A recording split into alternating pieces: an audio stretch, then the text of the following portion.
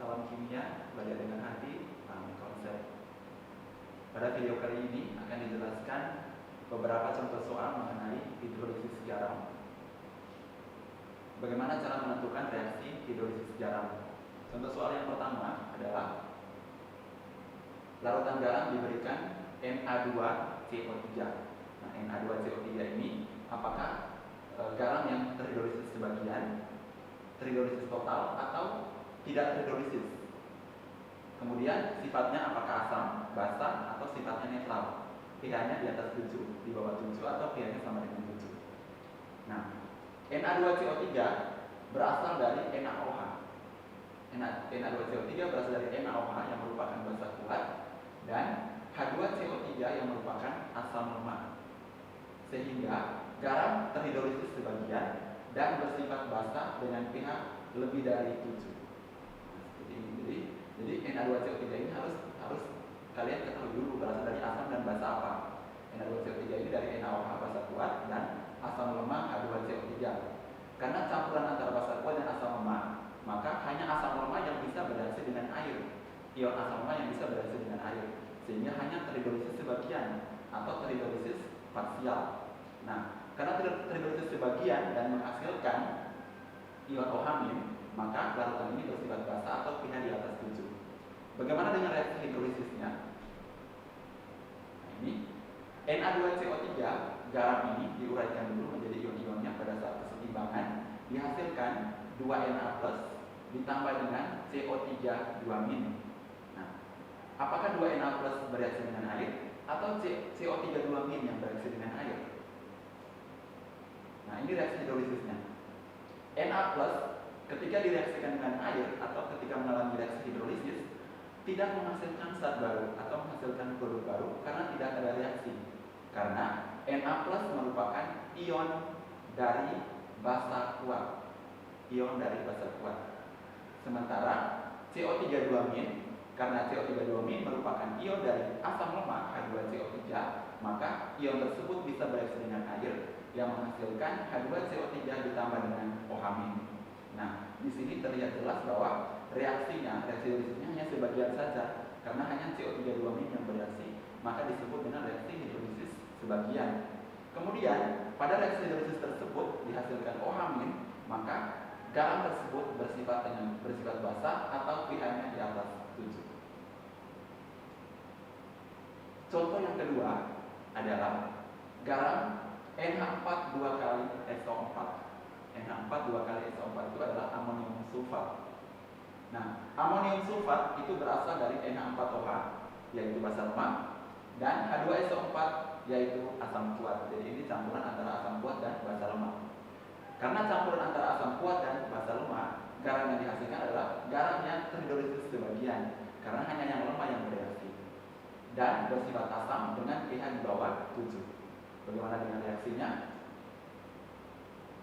Amonium sulfat Na4 2 kali SO4 pada saat kesetimbangan akan diuraikan menjadi 2Na4+ ditambah dengan SO4 2-. Apakah keduanya bisa bereaksi dengan air? Kita lihat reaksinya. Nah, SO4 2- ternyata ketika direaksikan dengan H2O tidak mengalami reaksi. Karena apa? Karena SO4 2- berasal dari asam kuat. Kemudian bagaimana dengan Na4+? Nah, Na4+ ketika direaksikan dengan air atau mengalami hidrolisis dengan air akan menghasilkan suatu basa lemah yaitu Na4OH ditambah dengan H+. Nah, artinya bahwa garam ini mengalami hidrolisis sebagian karena hanya ion Na4+ yang bisa bereaksi dengan air. Kemudian sifatnya bersifat asam karena ada H+ yang dihasilkan. pH-nya kurang dari 7.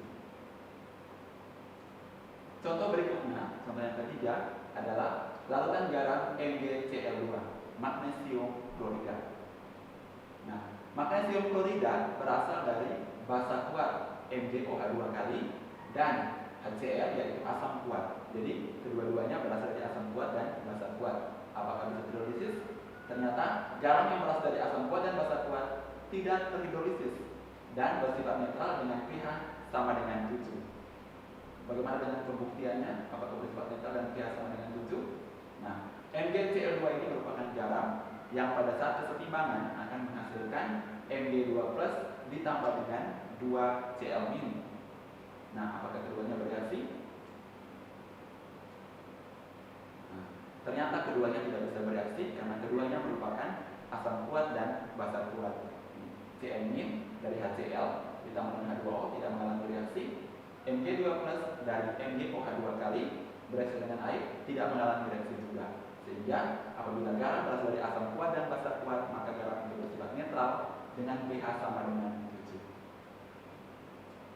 Pada contoh berikutnya, contoh yang keempat, larutan CH3COONH4. Ini adalah larutan amonium asetat. Nah, larutan amonium asetat berasal dari CH3COH, asam lemak. Ingat, CH3COH adalah asam lemak, asam cuka. Dan NH4OH, basa lemak, amonium hidroksida. Sehingga garam terhidrolisis total. Kenapa terhidrolisis total? Karena merupakan asam lemak dan basa lemak yang keduanya bisa bereaksi dengan air. Sifatnya ditentukan oleh nilai Ka dan Kb. Jadi apabila garam tersebut berasal dari asam lemak dan basa lemak, maka sifatnya hanya bisa ditentukan melalui nilai Ka dan Kb. Apabila nilai Ka lebih besar dari Kb, maka bersifat asam. Apabila Kb lebih besar daripada Kb, maka bersifat basa. Tetapi apabila Ka sama dengan Kb, maka bersifat netral, pH sama dengan 7.